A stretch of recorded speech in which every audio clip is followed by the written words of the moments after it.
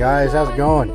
So, here's my dilemma for the day. This can be a learning experience for anybody else out there that hasn't hauled this kind of a load before. I went ahead and picked up a good load. I went ahead and picked up a load that paid really well out of Nebraska coming to Pennsylvania. Got me by the house, you know, for a little bit of the weekend. And so I figured, yeah, we'll go ahead and take that load. Paid $3,700 to go 1,100 miles. And then after I got it, I realized that it was quite possibly the load from hell. Raw cowhides. I took precautions before I did it. I put cardboard. I layered the whole floor of my trailer with thick cardboard so that it would kind of absorb some of the smell, you know, before the wooden floors did. Not to mention the moisture that came off of that stuff. I opened up my vents so that I had a nice airflow the whole drive. Now what I'm gonna do is I got a whole bunch of cleaning stuff. I got a Roundup. I'm looking at it right now. A Roundup commercial sprayer. And like a couple gallons of white vinegar. And I'm going to, you know, mix the vinegar and some water and put it in the sprayer and spray the holy hell out of the trailer. And then I'm going to go get it washed. And then I'm going to spray it all down again with this solution. And then I'm going to kind of let it air out a little bit. And then I'm going to take some industrial strength, I guess you can call it, Febreze, and go along the whole inside of the trailer with it. So, you know, the idea is that vinegar kills odor. Vinegar doesn't just mask odors, it kills the odors, right? Vinegar. And I'm also going to put some, after I do everything, I'm also going to put some coffee, an open can of coffee in there. Probably after I get the trailer washed out, and I'm letting it sit and dry a little bit. I'm gonna put some ground coffee in a can and set that in the trailer too. And I've also got a leaf blower. I'm going to use that to help dry the trailer a little bit so it doesn't have to sit forever. But then once that's all said and done, I'm going to take the vinegar and stuff and spray it some more. And then the Febreze. Now the idea with the vinegar is vinegar, kills bacteria, and bacteria is what causes the odors. So people are, there were a lot of people saying, oh, you're never going to get that odor out of the trailer. Well, I'm hoping they're wrong. And maybe they're right, but maybe they just didn't put enough ingenuity into it, into getting it out if they had the issue. Or maybe they've never actually hauled it and they're just going by he said, she said. So, it's definitely not, I'm not saying it's a pleasurable load. I'm not saying it's going to be easy to get the smell out. But like I said, I do have technically a vented dry van trailer, and I opened up the vents, even the very top one in the header board. Had to reach that with a broomstick handle. Got that open. Opened up the one in the door. Opened up another one that's on the lower right side of the header board. So it had airflow, like I said, and I had the cardboard down on the floors to absorb as much of the whatever that came off of that crap, from the odor to whatever. And honestly, after I got everything unloaded, it didn't smell that bad in there. You could smell it, but it wasn't near as potent as I was expecting it to be. So I hope that that's because I took those precautions. But we're going to go ahead and spray it down now with this Roundup, and then I'm going to go find a Blue Beacon, or not Roundup, but with this vinegar. And then I'm going to go find a Blue Beacon and wash it out. And I haven't even booked a load yet because, I don't want to book a load until I know what's going on with this smell. And then we'll go ahead and do what we got to do. So let's go ahead and get it. Let's go back there and spray it down a little bit. All right, so here's what I got. Like I said, I'm not going to do the and some water. Got the vinegar right there. Got the sprayer and the trailer. So I got the vent open up there. Had this vent open. There's another little vent up there somewhere that opened up. So yeah, I'll go ahead and get this stuff done. So hopefully that works. I'm not going to do the Febreze yet. Stay open, door. I'm not going to do the Febreze yet. Like I said, I'm going to do that after everything's washed and everything, and then I'll do the Febreze. But right now, I just want to kill any bacteria that's in there with the vinegar, and then go get it washed. So let's pray this works. It smells a little bit in here, a little like pork rinds. It's kind of weird because it's like raw, like bad pork rinds. But I know it's cowhide, not pig hide or whatever. But anyways, we'll go ahead and get her done, see what it does. So let's hope it works. Okay, well, we'll see how that works. Hope the echo's not too bad in here. But I got the floors completely soaked in vinegar and water. The walls are all soaked in vinegar and water. So we'll just have to see. Hopefully this does the job, right? It smells better in here anyway. So we're gonna go, got about 40 miles and I'll be to a blue beacon. And yeah, see there's a vent right there. There's a vent that I opened up. And of course that vent up there and the one in the door. But there's a blue beacon I'm gonna go get this washed out at. And then once I get it washed out, I'm gonna go back over it all with the vinegar. First I'll spray it, or I'll blow it out with my leaf blower. And I'll go over it with the vinegar some more. And then let that dry, and then put some Febreze in here and see if that doesn't help. So yeah, we're gonna drive the rest of the way to the blue beacon and leave the vents open and let it all air out some more. And we'll see how that does. I'll let you guys know.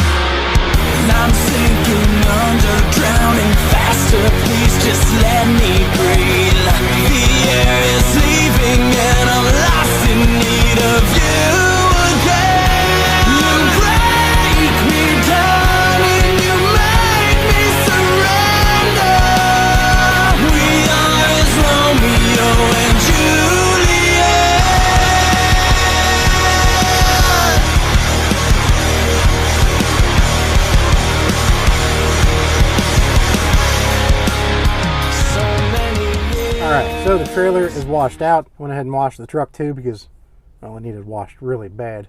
So what I'm going to do now is go back there. I think I'm going to go ahead and just skip the stages of a whole nother thing of vinegar. I'm just going to go ahead and put some Febreze, because I got like a gallon of Febreze. Put some Febreze in that sprayer and just kind of go up and down the trailer a little bit with it, and then we'll let it dry out a little bit. And then I've already got a load booked, picking up, going 72 miles.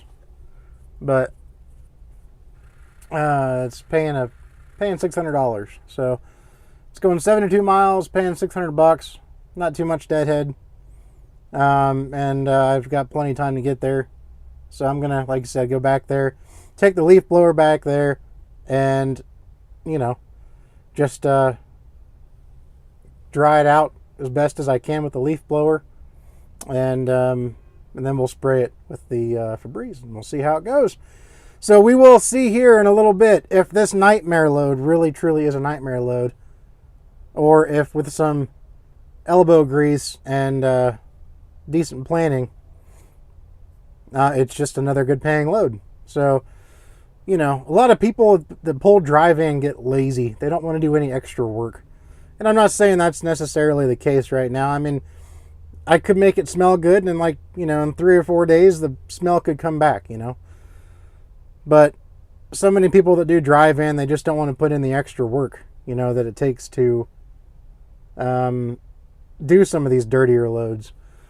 And if this does it, you know, will I do another one like this? Not unless I have to. I'll say that much. Because it has had me worried the whole weekend. You can ask my wife. I've literally been, you know, I was, you know, all but pacing back and forth just thinking about, is this going to come out of my trailer? So anyways, let's go back to the trailer and do what we got to do. All right, so here we go. We got that stuff right there. Trailer's a little bit wet from the washout, but we'll get her all, I'm going to dry her off as much as I can with that, and then we'll go from there. It doesn't smell bad in here right now, so that's good. But we're going to do some, like I said, we're going to spray some of this crap in there and see if it helps. All right, guys, you know what?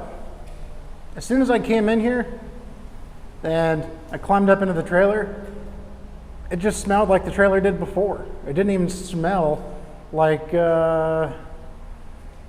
know, it didn't smell like raw cowhides. So I'm hoping, you know, I went ahead and just, I sprayed the trailer down with a mist of Febreze, so it kind of soaks into the wood a little bit. And I don't know, man. Hey, these bees like it. But yeah, I mean, it's, you cannot even tell that there was anything bad in here. You just can't. So we're going to go ahead and go with it. And, you know, maybe, like I said, in a couple of days, maybe the smell will return.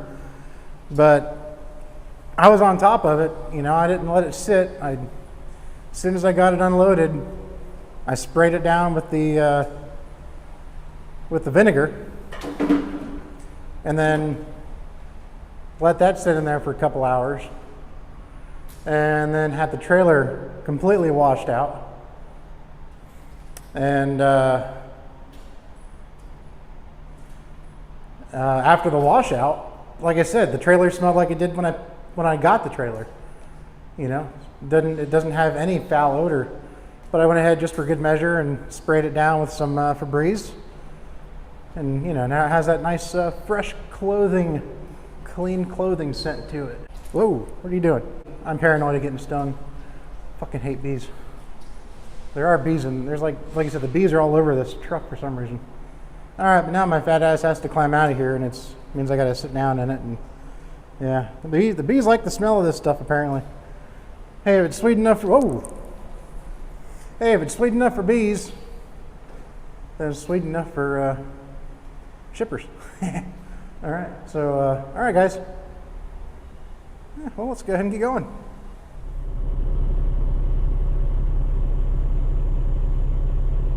That's right, ladies and gents. That was the light of doom. The check engine light's on now. I don't know what's going on. The truck's running perfectly fine. I'm getting unloaded right now at Dollar General in Zanesville. And the light came on about 10 miles away from here. So, you know, the truck wasn't running at all differently. I don't know what the deal is. So I'm going to go ahead and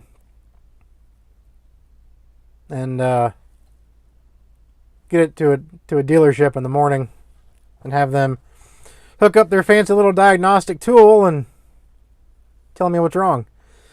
Now, I do find it coincidental, very, very, very coincidental, that this is the very first time since I've gotten this truck that I've washed it. I washed it today. And they washed the engine bay, profusely. They focused on the engine. And I'm kind of wondering if somehow some moisture did not get into some electrical system. That's kind of what I'm wondering, because it's just too coincidental. I mean, yeah, it should have had plenty of time that it dried. That it should have had time to dry, because, the light didn't come on until hours after it was washed. But it's just coincidental. So, I don't know. Still some moisture could have got in somewhere if it was in an area that wasn't, because it's not hot today, and it's been raining a lot, so the moisture has been remaining, So, if it got into an electrical system that's not near a hot spot in the engine, then it may not have dried that fast, and maybe it just slowly seeped into it. So, I don't know. The truck is running perfectly fine, though. But it sucks, though, because I was actually going to go home after this and park the truck and go to a couple dealerships and look at some trucks, because I'm going to go ahead and just try to buy one. And so what are the odds, right? What are the odds? Because as soon as I know that I'm going to buy a truck, I'm going to take this truck back to quality, but I don't want to take it back to quality until I know that I have a truck, or at least that I'm approved to go buy a truck. Because, that would just be silly if I took this truck back, and didn't have another truck lined up. And then I'd really be SOL. Of course, now work, though, they have a couple trucks that they are coming available. And they said one should be available next week if I wanted to get into that one, but it's a 2015 Volvo 670. And I don't even know if it has a refrigerator. And I'm kind of picky. I like to have a refrigerator in my truck. And I know the 670 has a much smaller sleeper even than this as far as depth goes. It's only like a 60-inch sleeper. This is a 72-inch. And the refrigerator is very narrow. It's tall, but it's very narrow on the 670. So even if it does have the refrigerator, it's tiny. Yeah, I have a second refrigerator, but still. So it's just my luck, As soon as I get that, I'm all proud that trailer. By the way, the good news, that trailer does not stink at all yet. Still, it still smells. It still smells like Febreze. But the problem with that is that it attracts the bees. I was back there working around the trailer. I was on that little catwalk thing between the sleeper and the trailer, trying to close that top vent. And I was getting swarmed by bees.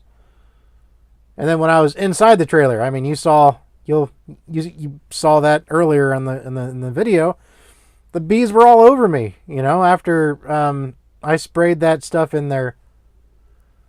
So it had its downfalls, I guess. But anyways, we're here getting unloaded, and I'm just hoping that whatever this check engine light is all about, that it'll be something simple, maybe an update to the ECM. I don't know, because like I said, it's not the behavior of the truck has not been altered whatsoever. There's been times before where a check engine light comes on, and you can just tell that something isn't right. By the way it's driving, or, whatever. But this truck, the turbo's still spooling up fine. The alternator, the volts and everything are where they need to be. The water temperature is fine. It's got coolant. It's got everything. So, oil's good. Oil pressure's good. So I don't know. But we'll see. We'll find out tomorrow. God, that just sucks. I was really, honestly, going to be heading to the house. And I was going to go to a couple dealerships nearby. And look at some trucks and go to the bank and talk to them about, giving me a loan. But now I got to deal with this first because I don't think Quality wants a truck back that has a check engine light on. Maybe they'd still take it back. I don't know. But that would not be very professional of me to do that. So as much as I would like to just say screw it, just take it back. I've given you this much. I've given you $5,000 in the last 3 weeks. Just take the damn truck back. I've paid my fair share. But nope, I'm not going to do that. It came on under my watch. I will go get it checked. And if the issue is something that's going to cost more than $1,000, then supposedly they will cover it. Supposedly. That's what I'm paying the extra mandatory $200 a week for, with a $500 deductible. Which that's something I just don't get.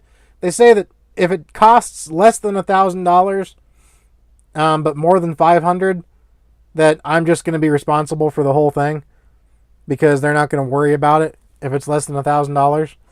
So why not make the deductible $1,000? That's something that I just haven't been able to grasp.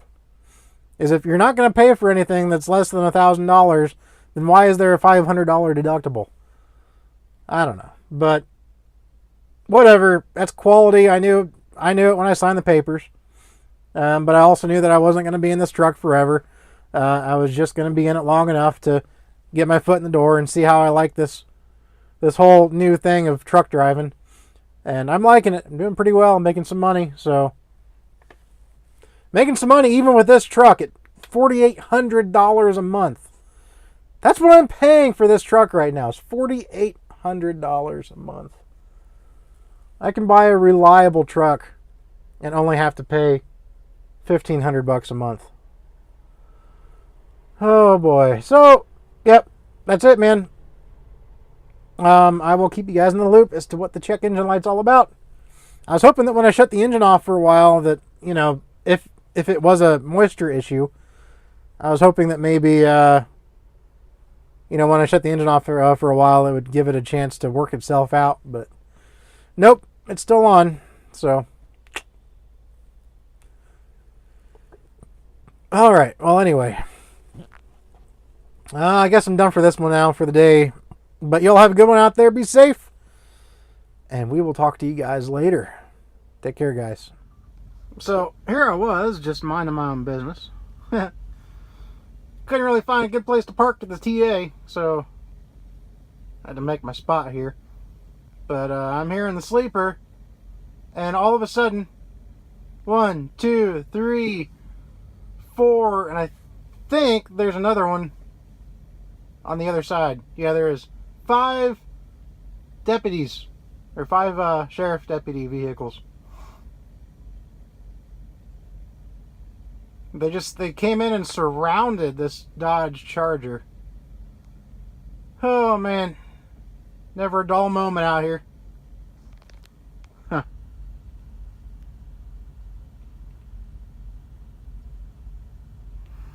Well, they're just doing their job.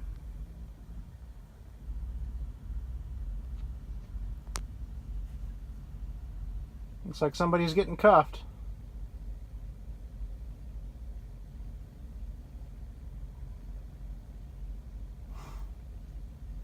You see, this was a calm interaction with police, by the way. Everybody thinks that every time something like this happens, somebody's going to get shot. The statistics are not on your side, people. The statistics of police shootings are not on the side that the far left wants you to think that it is. That guy did not get shot. And somebody's going to say, oh, well, it's because he's white. No, it's because he didn't not comply. He immediately, or he didn't resist. Resist. That's the word I was trying to look for. He did not resist. He immediately complied, and they handcuffed him and threw him in one of the squad cars. Simple as that. And that is how the majority of interactions go when somebody is arrested like this. Alright. Anyways, that's it, guys. I guess I'll add this to the vlog.